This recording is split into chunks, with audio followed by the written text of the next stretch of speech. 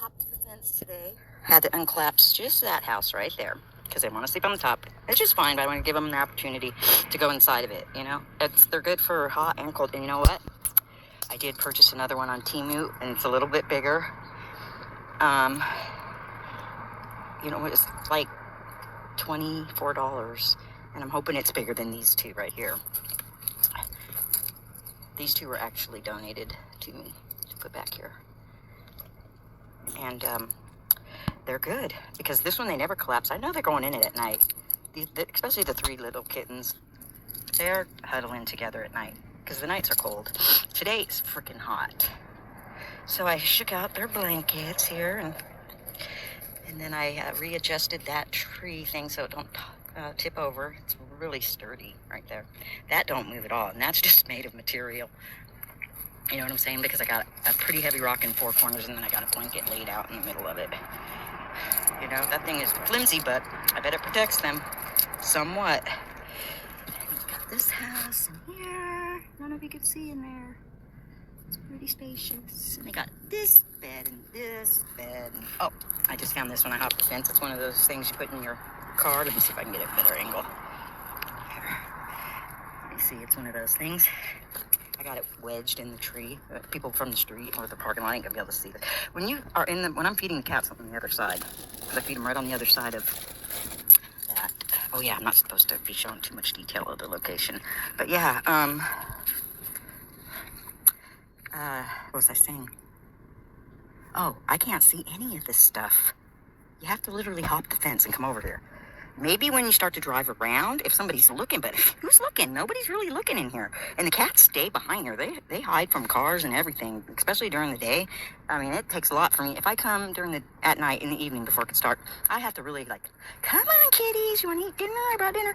And I only do that a couple times a week, but I just do it a couple times a week because when I come at night, the food is pretty much gone besides crunchies, and there's some night cats that don't come out until nighttime, and they need a little something too. I think I spoiled them. But anyways, they got those two beds and that bed. And there's actually another bed, but I don't want to zoom around because it'll give off my location. And I don't want people dumping their cats over here. I got enough of them. Plenty. There's this side and a whole nother side that has probably twice as many cats on the other side. That side has a big box made of wood that will fit about 5 or 6 cats in it if they needed to go in it. It's like a cat house. It's sturdy. It don't move nowhere. And Dank put it in the bushes where you can see it. Nobody fucks with it. And there's 3 beds over there too as well. They got a big mattress. I got donated a big mattress. I said I'll take that mattress. It's like a kid's mattress bed. And they sleep the hell on that.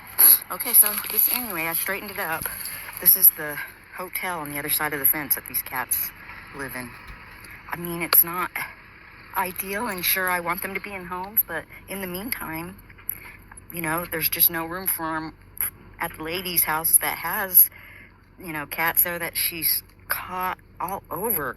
She goes behind stores all the time and finds new litters of kittens and cats, and she's basically devoted every second of her life to these cats and giving them a better, getting them healthy and putting them out for adoption, and not just to anybody ever.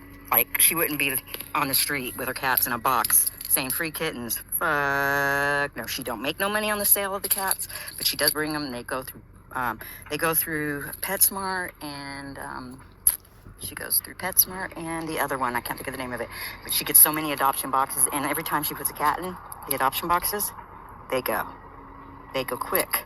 And it's PetSmart and them that make the money off of it. She has to actually come and feed the cat and clean its box, take care of it until it's adopted, and in exchange they're finding the home for the cat. And so I think that's kind of bullshit because she's paying basically for everything to get them healthy and stuff. The only people that work with her really are the animal hospitals that work with her and give her either discounts or free TNRs, which is trap and release. Get them fixed, so they're not out here multiplying, because, one less cat to multiply is about 8 less kittens every 4 or 5 months, because a cat could have 2 litters, sometimes 3 litters in a year, and it's pretty sad, and I'm sure out here they do. So it's a good thing that half of these cats are fixed already, and the other, these kittens, they're gonna have to get trapped. We have to trap them no matter what by the time They're like 7-8 months, which is coming around the corner. And she'll do all that. She'll trap them. She'll handle all. Once they get trapped by her, I usually don't see them again because I won't go and visit them. I know she's only about 10 or 15 miles away from me, but I have such a heart. I just want to see them be free in a way, you know, but I don't see all the struggles that they go through. You know, I'm only here to feed them when they're at their happiest, and I just try to supply them with as much as I can to keep them, you know, safe from the weather, but I can't handle to see them in a cage, and she knows this too. It's not that I think that she's abusing them. I'm so thankful sometimes when I think about the cats that got rescued that aren't out here in the weather. But at the same time, I don't want to see them in a cage in the process of getting adopted out. And it's not a quick process, you know. She doesn't, you know, adopt them out just because they're kittens real fast. No, she wants to make sure they're going to the right homes. And also, she's shipped cats to Canada because Canada apparently doesn't have a cat problem. Probably because they offer free spade and neutering to all animals, which is what they should do here. But you know what? They're greedy here. They'd rather, you know, kill off a bunch of fucking kittens and kill them and keep cats sick. And you know what I mean? These vets tell you bring your cat in every year to get a checkup. I don't believe in that. Honestly, I don't. And I love my cats, but I don't believe in all that. I get them fixed. My personal cats. I get them fixed. I get them their first set of shots that they need. And then they don't go outside and they don't go anywhere but inside my house. And I take good care of them. They don't need to go to a vet. I'm not going to go to a vet and be told that my cat has cancer when it's 6 years old. And then, you know, what? Pay thousands of dollars to keep it alive for another 2 years. I mean, it's just the cycle of life. I don't want to know. Thank you very much. I love my cats to death, and my cats are going to live long, healthy lives. Period. When you get taken care of, you live long, healthy lives. So, I mean, I'll take my cat to a vet if it's really sick and like coughing and sneezing, and yeah, but I'm not going to put my cat through chemotherapy and all that to keep it alive for my selfishness. Because that's what we be doing. A cat's and a dog's lifespan, you know, if you get 20 years in a cat, that is a miracle, and it's great. Why take them when they're 18 years? Like I just seen on the news this morning, a guy, his dog has won 5 world championships for being able to surf on a surfboard. It's 19 years old. This dog is 19 years old. He's got a GoFundMe because the dog has cancer.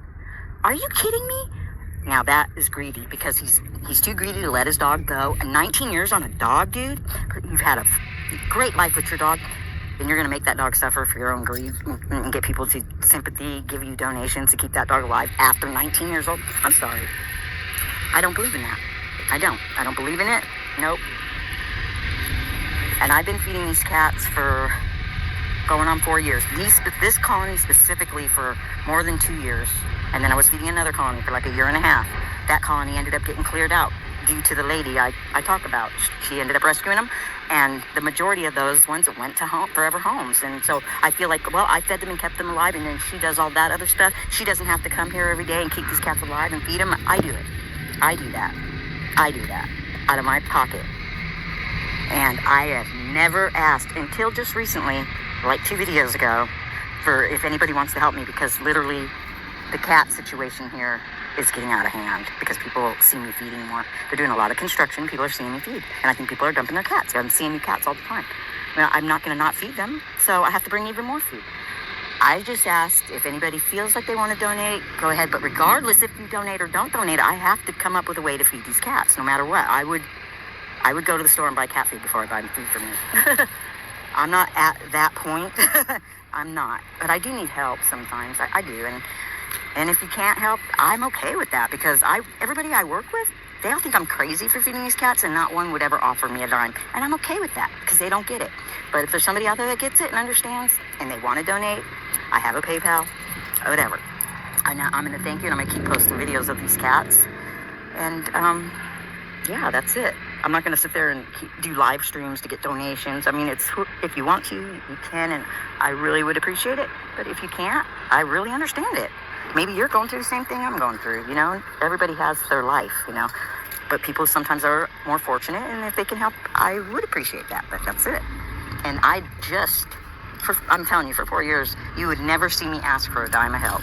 And I really don't like to, actually, because there's certain people on here that say that they're feeding dogs in Mexico that are starving, and shows pictures of some skinny dogs and gets people to donate her food. And then all of a sudden she's talking about her, kabachi tea, or her $15 pack cigarettes, because in all her organic food, she won't eat anything but organic. It's like, this bitch, like, you spoil yourself like that. You're asking for donations to feed a dog. You can't just go like, hey, I'm at the store, let me grab about 4 cans of dog food and feed these starving dogs out here without asking for donations. Go fuck yourself, bitch. I'm sorry. Go fuck yourself. People like her ruin it for people like us. Okay, I'm gonna end it. I don't know why I'm sitting here telling you and bleeding my heart out. But I'm kind of proud of this little setup.